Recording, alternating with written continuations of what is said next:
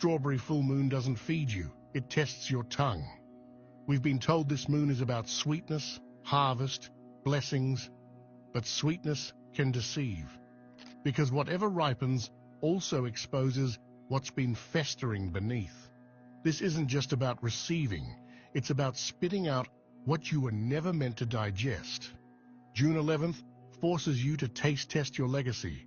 What part of your inheritance is nourishing, and what part is poison wrapped in nostalgia? It's easy to cling to rituals just because they're familiar, but ask yourself, did those customs ever really love you back? Or did they only love your silence? This moon wants truth, not sugar. It wants to know, which seeds did you choose, and which ones were planted in you without permission? Because this isn't just a harvest moon.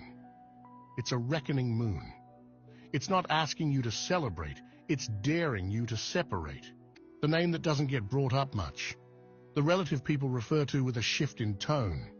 Not anger, not affection, just that weird mix of discomfort and distance.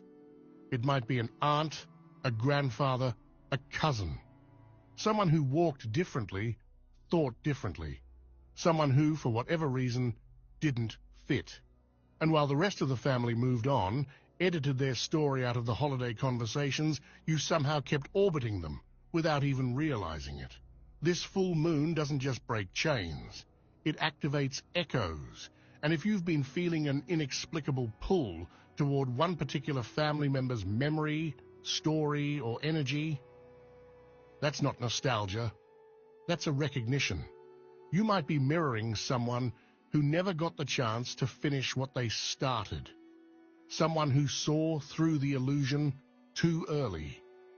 Someone who tried to rewrite the story but was pushed to the margins for it.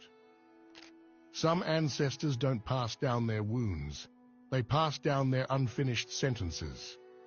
And now, you are the sentence. You are the unwritten page. You're feeling their struggle not because you're broken, but because the thread between you never actually snapped. It just went quiet. Maybe they changed their name, moved far away, left without explanation, or stayed and got smaller every year. But now, their path might be overlapping with yours in a way you didn't expect. This is the spiritual inheritance no one talks about. Not property, not recipes, but patterns, vibrations, attempts, escapes. The misunderstood ones didn't disappear. They just waited for someone like you. And now that you're waking up, they're getting louder. This full moon is amplifying soul resonance like a broadcast tower. And the signal is clear. They made it as far as they could. Now it's your turn. You didn't change. You just stopped pretending you fit in. Let's be honest. There's a strange discomfort in the air this week. You might walk into a room with your family and suddenly feel like a visitor in your own story. The inside jokes don't land like they used to. The rhythm of the conversation feels off. You might even catch yourself looking around and wondering, was it always like this? Or did I just never notice? That's not detachment. It's awakening. This moon is shifting frequencies. And when your inner world upgrades, everything external that's still stuck in the old script starts to look out of place. It's not that you're pulling away, you're just orbiting differently now. Think of it like this. You've been tuning into a new station. And suddenly the background noise you've lived with for years, passive aggression, emotional avoidance, fake laughter, feels unbearable.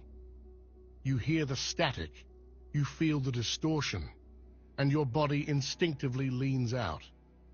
Just because you were raised in it doesn't mean you were meant to stay in it. This dissonance isn't failure, it's feedback. It means your spiritual coordinates are updating.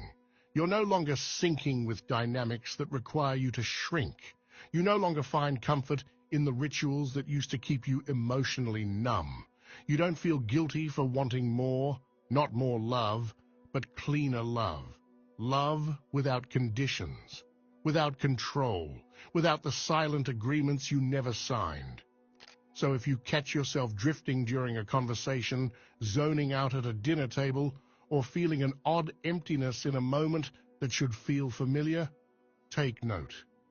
That isn't you losing touch, it's you finding clarity. The gap you feel isn't a wound, it's a window. And what you do with it determines what you pass down and what finally stops with you. This week, the real test isn't whether you fit in. It's whether you can still honor what shaped you while not surrendering to it. You're not here to blend in. You're here to become the version of you your ancestors never had the freedom to be. And that feeling of not belonging, it's not rejection, it's redirection.